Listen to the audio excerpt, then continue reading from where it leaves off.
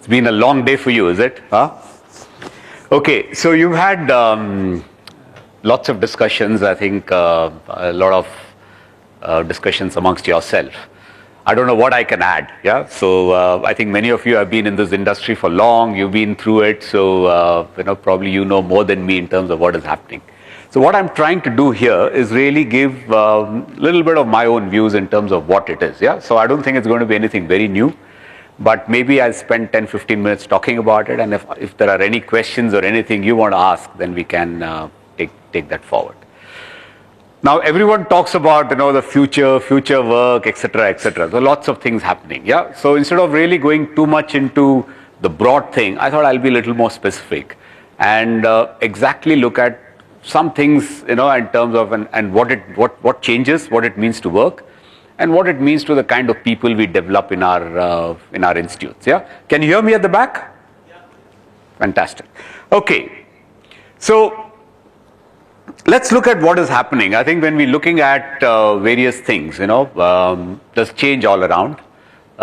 And people call this the VUCA world, with lots of volatility, because lots of changes, and there are events that they didn't think will happen is happening. So this change is becoming much more rapid, much more fast. One of the key drivers of change is technology. Yeah, and what is technology doing? All of this. You have artificial intelligence, which is changing some. And what will it change? It will change the way decisions are made. It'll change the way that we as managers take decisions and implement things. So hopefully that will change. The second thing is, the use of virtual reality that people talk about. And what it does, I think it's going to really over time maybe, and virtual reality, augmented reality, whatever it is, that's going to help you do many things. And in terms of how can you really cut down the effect of space, yeah? How can you really simulate things? How can you make people take decisions based on different fields? So therefore it gives you lots more opportunities for people to decide how they want to really experience things. And there are other things. So I think there's a list of 4 or 5, but exactly what's going to happen because of all this technology is really lots more disruption and lots more uncertainty. And I think one of the things that we as managers have to live is to live with uncertainty, because we don't know with certitude that this is how we have to go. This is the strategy, because if you look at our industry, let's say the IT services industry, there may be 3 or 4 strategies which will work. How it will go, not many people can say. So you got to keep on doing, and therefore a little bit of uncertainty, living with that and evolving is going to be very important. Now what are the one of the fears that people have is all this change is going to have lots of robots coming in, lots of jobs will get lost, etc. But I don't think that's going to happen. There'll be some jobs which may get lost, but some new jobs and many more new different types of jobs will be created. About 100 years back in 1928, John Keynes mentioned. At that time he said, he said that in 100 years, in 2030, what we're going to have is the rich people are going to have only 15 hours of work to do. They'll have lots of leisure, because of all this industrialization, etc., etc. But now look at us, do we have leisure? I think all of us are working a lot more. Whether you're rich or poor, you're working a lot more. Yeah, everybody has to work, and that work keeps on increasing, and there are lots of newer things we're doing. So I think this fear that robots is going to take away work is not fair. It will take away some work, but it will give lots more newer work. But let's look at what is the kind of work that probably will come in this area. So because of technology, I see 3 big changes that we all have to be ready for. I think the first change is because of virtual reality, because of mobility and all the virtualization technology, is talent is becoming much more what I would call, it's a paradox actually. Talent can be sitting anywhere and doing any other work. So therefore, the talent market definition of the past is going away. Yeah, so therefore lots of virtual work can happen. Equally, on the other hand, because of this, in the past, in my age, we used to go anywhere we get job. I was there, I went to a job in Chandigarh and Bombay, wherever it takes us. But I think more and more people will say, listen, I want to be where I am. So I think people are becoming less mobile, but also at the same time, technology is removing these boundaries of job markets and talent markets. Yeah, so therefore, we got to keep thinking about how can you sitting in Bangalore be global and do a global role, which is possible now. The second thing with all this automation and artificial intelligence, machine learning, etc., what happens is, and the use of mobility is decisions will be made much more faster. Yeah, because decisions don't need so much time. There is analysis already done. In the past, we used to have, we used to sit down, do all the analysis, lots of meetings with people, and then you take a call. This is what we need to do. But if you use artificial intelligence and all the analytics, some of that analysis and crunch work is already done. Yeah, so you got to now decide fast. And therefore, what's going to happen is real-time decision making, faster decision making is going to happen. And we need people who are able to start taking decisions much more. Yeah, so that's going to be more important. The third thing is all this which will happen is the more non-routine work. People who are doing rule-based work, sitting here and saying tick, tick, tick, that job will go away. Yeah, so therefore, mechanical rule-based work will go away. So what will replace is you have got to create the rules. You got to create newer things. And because new things will come, people need to learn much faster. So I would say ability to learn will be very, very important. Does it make sense so far? Okay. So I just thought I'll stop here. And since I've got some educators and some professors and things here, just take a quick, simple model of what, it's a very basic model. And I think you will see many more sophisticated model as you go along. What I'm saying is, if you look at the left-hand side, is when you start a career. If you have a fresh management graduate, freshly passed out from one of your schools, what would he or she do? Yeah, most of the work that they would be doing is lots of analysis. Yeah, they get lots of data, they do a lot of analysis, they present analysis, they make PPTs. They present so people decide. They do, and they get things done. Okay, and there is a little bit of conceptual work that they do. The level of conceptual work they do is less. But as you go forward in your career, what's going to happen is you see the skills needed are less analysis because somebody else has done, you got less of analysis. But you got to do a lot more about connecting the dots. You got to say, okay, if something is happening in this technology, how does it impact my supply chain? So somebody has to connect the dots. Somebody has to see the patterns. Somebody has to really think a little bit longer term and put that perspective there. Now, due to automation, what's going to happen is a lot of jobs in the left-hand side will try and move away. So what you need people to start learning these parts much faster. The ability to think patterns, the ability to connect the dots, thinking conceptually, that I think people have to learn much more faster than in the past. Yeah, so you don't depend on analysis, but you got to start thinking. So therefore, as educators, you got to start training people to do that a lot more in much more complex circumstances much earlier. Yeah, so I think the curve will shrink more to the left because the jobs at the top end of that will kind of go away. Okay, so therefore, I think as leaders, what I think we want to see in our people is this. People have to have the ability to find problems. Yeah, we are very good at solving problems. Given a solution, there is something that you do. But how do you find problems? So that problem finding needs, robots can't do that. Yeah, problem finding needs a little bit of empathy. It needs a little bit of putting yourself in the shoes of the customer and others and linking things. So I think if you can start training your people to be good at finding problems, understanding what the issues are, that is half the job done. And solving the problem will be much easier because analysis will be easier and other things will come. So I think let's get our own people. I don't think as Indians we are very good at it. As Indians we are very good at getting things done. But if you want to really step back and say what is the issue and what are the core issues, I think that will be something we need to do.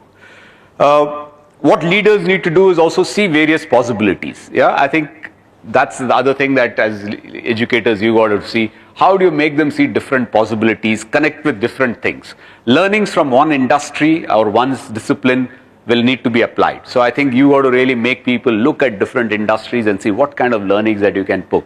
So that will make them think about connecting the dots and working across things. I think the job of leaders, robots and machines won't do the job of inspiring people. Yeah, so leading and inspiring people is going to be critical. I think that's got to be that's what's going to distinguish an average guy from an excellent guy. An excellent guy has to be good at that. So I think that's one area where I think we've got to spend a lot more about how do you be a good leader, how do you, reflect, introspect, build those qualities, and that I think sometimes as leaders, as organizations or institutes, we do less of that. And the last part I would say, which is very important, is which again machines can't do but only men can do, is really all about getting people together, building synergies, trying to negotiate and get opposite views come together. So those are the skills that I think we need to see in future leaders. While we are looking at all of that due to changes in automation and the world going, also there's lots of change in the way you and I, people, what they want. The younger people want things very differently. And there are a few things that I have here which I've kind of picked up from what I've seen in terms of what the younger people want. Firstly, I think there are more options than it was in the past, and those options are going to keep increasing. Yeah, so each of the younger person who's just coming out of school or college has got lots more options to do, and options which are good. It's not that they are bad choices to do. They are a very good set of options, and therefore they are able to exercise those options. They also, because of this option, they're also very keen to do what really satisfies them. So a little more about, I'm keen on this. So they want to really take up hobbies and be passionate about things. I can see a lot more of them in every management, in XLRI when I was there, every management school, people will speak loftily. But when it comes to placements, the pecking order will always be the same. The companies that pay the most are the most kind of sought after. But I think now people... I'm working for CMR University. In one of the recent HR conferences organized by CII, the HR folks said that when we are hiring, especially the fresh graduates, they look at, earlier we used to focus on cognitive skills, now you're going to focus more on non-cognitive skills. So what's your take on it? What do you mean by non-cognitive skills? Other than the natural way of, maybe being street smart or something of that sort? So I'm not too sure what HR guys were saying non-cognitive. So I would say non-cognitive there are two parts to it. Yeah, I think the non-cognitive part is all about social skills. Yeah, okay. Emotions and social skills. Those are the ones which are non-cognitive or non-analytical kind of. So, I think, what's your take on it?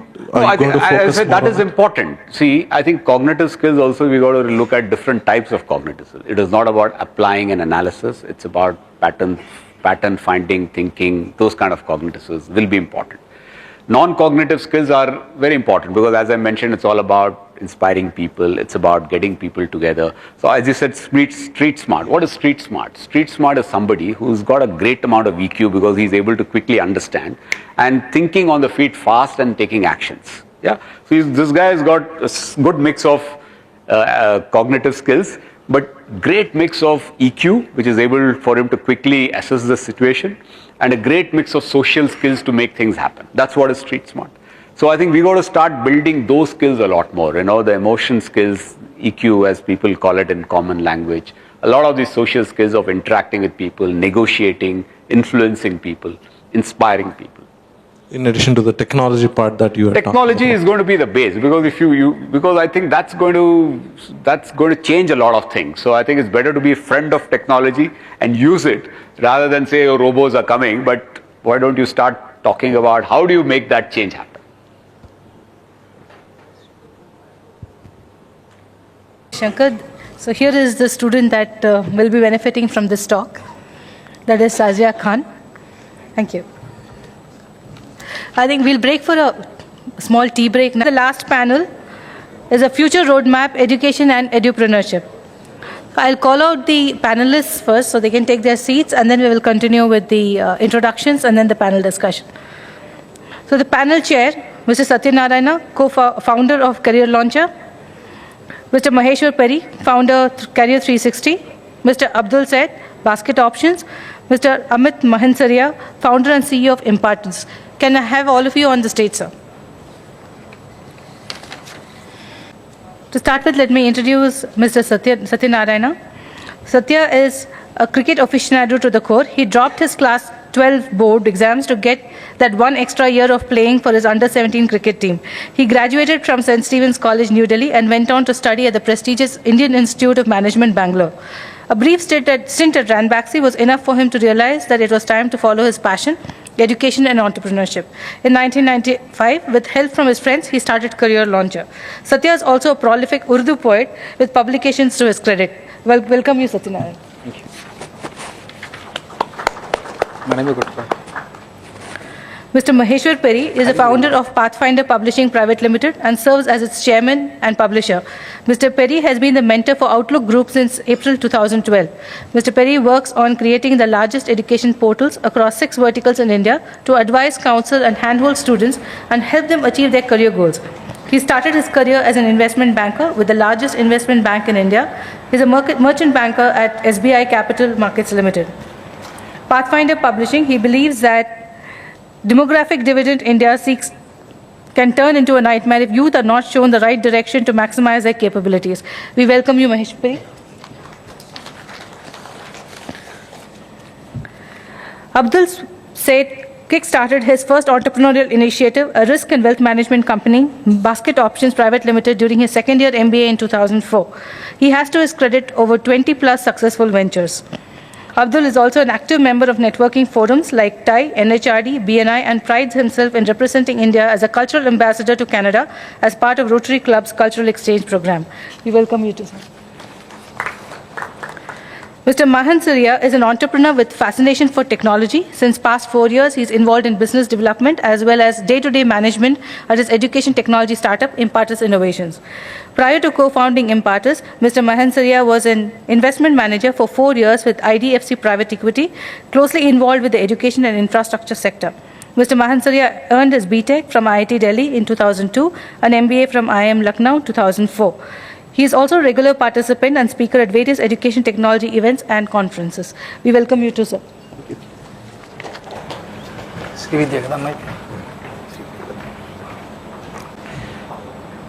Hi, good afternoon. The picture right now in the hall has turned out to be much better than what we were prepared for. You know, we had a deal that when one is speaking, the other two will go and sit there, and then we'll exchange places so that at least we find some audience. So thank you very much for staying back. We'll try and keep it a little engaging and interactive. You know, the topic that Sanjay chose to give us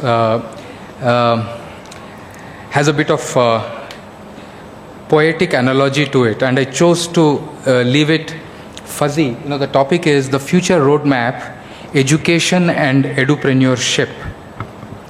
And the word edupreneurship itself is open to interpretation, or I have left it open to interpretation so that the speakers can choose whatever path they want to, whatever interpretation you wish to, so that it is not too straitjacketed in a forum like this. The broader the interpretation, the more original your script is, we'll be adding more value to the session.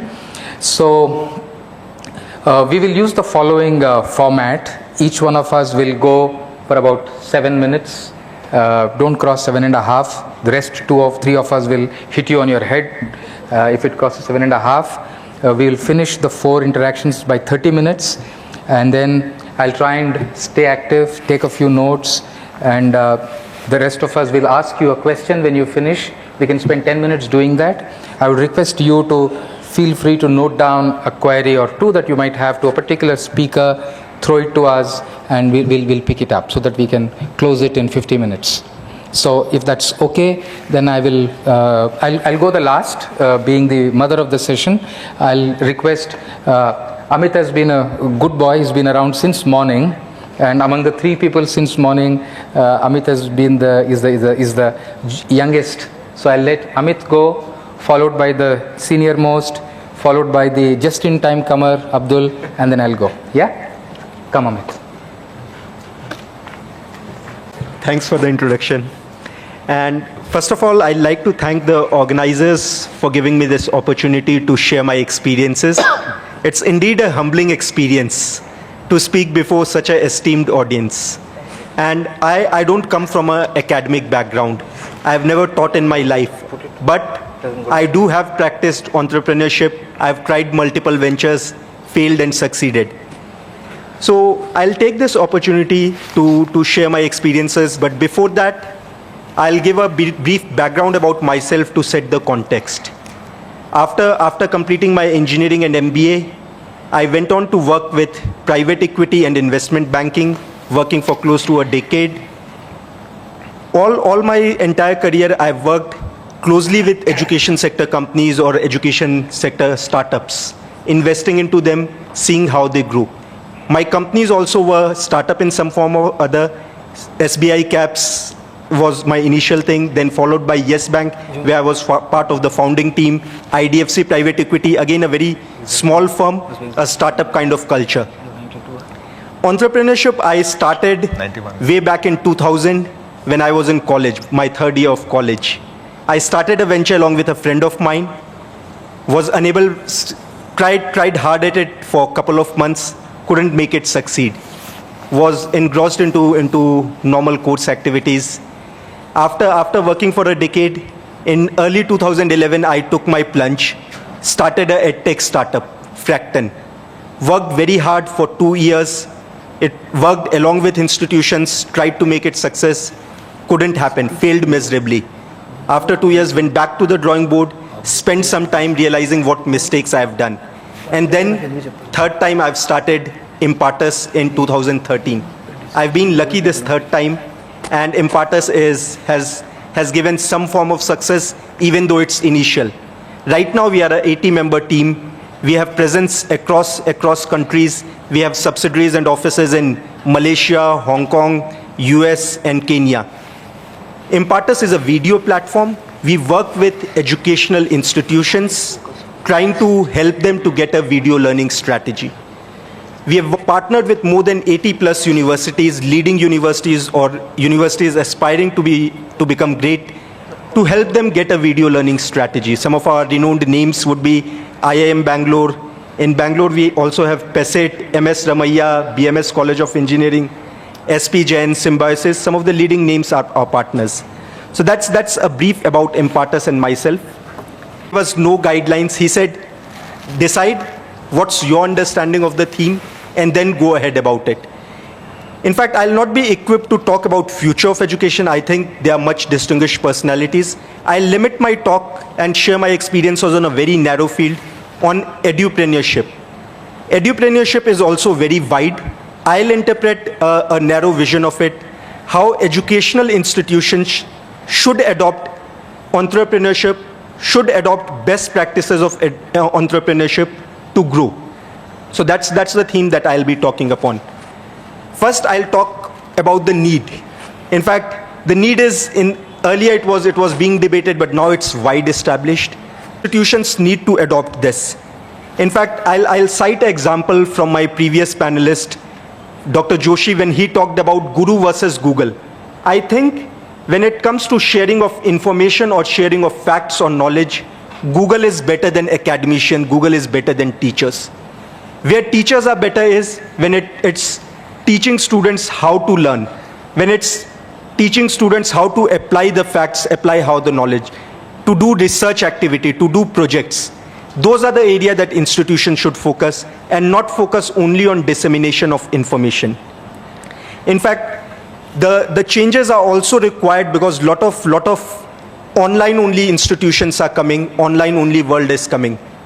I remember two months back, I was meeting the president of DeVry University, one of the leading chains in US, where he was sharing an example where they've launched the same course both as physical classroom and pure online. The difference is the price point of both the courses are same, exactly identical. They are charging the same fees. Around 40% of the students have opted pure online, even if they are part of the same city. And 60% are into physical classroom. The learning outcomes that they have measured over the past 2 years are quite similar. And they feel that the future of education is going to be a mix of pure online as well as physical classroom. Students nowadays learn very differently, and they are enjoying this kind of experiments. That's about the need side. Some of our partner universities also, like IIM Bangalore, before they went on to launch their MOOCs, they started around 3 years back to adopt videos as a learning medium. They started with a small